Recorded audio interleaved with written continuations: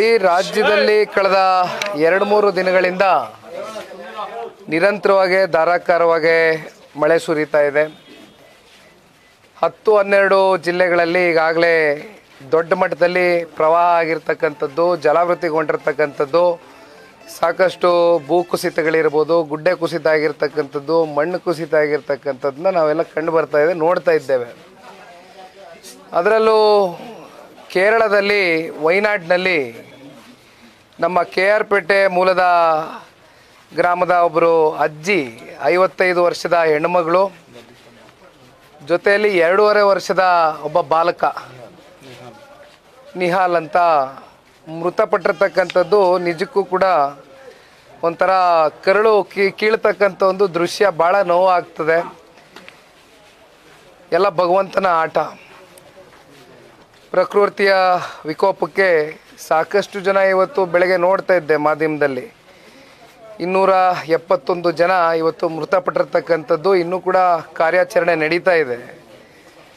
ಇದನ್ನೆಲ್ಲ ಗಮನಿಸಿದಾಗ ಎಲ್ಲೋ ಒಂದು ಕಡೆ ಇವತ್ತು ನನ್ನ ಮನಸ್ಸಿಗೆ ಭಾಳ ಬೇಸರ ಆಯಿತು, ನೋವಾಯಿತು. ಹಾಗಾಗಿ ನಮ್ಮ KR ಪೇಟೆ ವಿಧಾನಸಭಾ ಕ್ಷೇತ್ರದ ಮಂಜಣ್ಣ ಅವರು ಶಾಸಕರು ನಮ್ಮ ಜೊತೆಗೂಡಿ KR ಪೇಟೆಯ ಕುಟುಂಬಸ್ಥರನ್ನ ಭೇಟಿ ಮಾಡಿ ಭಗವಂತ ಅವರಿಗೆ ಆ ನೋವನ್ನು ಭರಿಸ್ತಕ್ಕಂಥ ಒಂದು ಶಕ್ತಿ ಕೊಡಲಿ ಅಂತಕ್ಕಂಥದ್ದು ಆ ದೇವರಲ್ಲಿ ನಾವು ಪ್ರಾರ್ಥನೆ ಮಾಡ್ಬೋದಷ್ಟೇ. ಇದನ್ನೆಲ್ಲ ಹೊರತುಪಡಿಸಿ ಪಾಂಡುಪುರಕ್ಕೆ ಈಗ ತಾನೇ ನಮ್ಮ ನಾಯಕರಾದಂಥ ಪುಟ್ಟರಾಜಣ್ಣ ಅವರ ಜೊತೆಯಲ್ಲಿ ಎಣ್ಣೆ ಹೊಳೆಕೊಪ್ಪಲು ಊರಿಗೆ ಬಂದು, ಗ್ರಾಮಕ್ಕೆ ಬಂದು ಇವತ್ತೇನು ಭೇಟಿ ಕೊಟ್ಟಿದ್ದೇನೆ.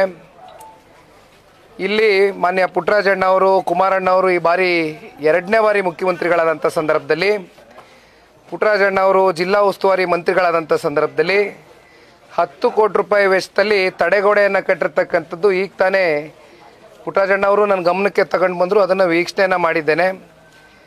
ಜೊತೆಯಲ್ಲಿ ಈಗೇನು ಕಾವೇರಿ ಮೂಲದ ನದಿ ತುಂಬಿ 1,70,000 ಕ್ಯೂಸೆಕ್ಸ್ ನೀರು ಓವರ್ಫ್ಲೋ ಆಗಿರ್ತಕ್ಕಂಥ ಹಿನ್ನೆಲೆಯಲ್ಲಿ ಸಾಕಷ್ಟು ಕಡೆ ಇವತ್ತು ಸಂಪೂರ್ಣ ಎಲ್ಲ ಕಡೆ ಜಲಾವೃತಗೊಂಡಿದೆ. ಜೊತೆಯಲ್ಲಿ ವಿಶೇಷವಾಗಿ ಗ್ರಾಮದಲ್ಲಿ ನಿನ್ನೆ ರಾತ್ರಿವರೆಗೂ ಕೂಡ ಸಾಕಷ್ಟು ನೀರು ಎಲ್ಲ ಕಡೆ ತುಂಬಿದೆ ಅಂತಕ್ಕಂಥದ್ದನ್ನು ಊರಿನ ಗ್ರಾಮಸ್ಥರು ಕೂಡ ಇವತ್ತು ಪುಟ್ಟರಾಜಣ್ಣ ಅವರ ಗಮನಕ್ಕೆ, ನನ್ನ ಗಮನಕ್ಕೆ ತೊಗೊಂಡು ಬಂದಿದ್ದಾರೆ.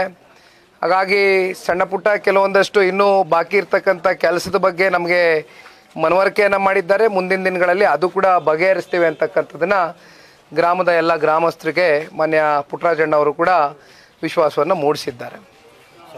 ಸ್ಥಳೀಯ ಶಾಸಕರು ಏನು ಜೈಲಿಗೆ ಹೋಗಿ ಸ್ನೇಹಿತರನ್ನ ನೋಡ್ತಾರೆ, ಇಲ್ಲಿ ಸಂಕಷ್ಟದಲ್ಲಿರೋ ರೈತರಿಗೆ ನೆರವಾಗ್ತಿಲ್ಲ ಅನ್ನೋದೊಂದು.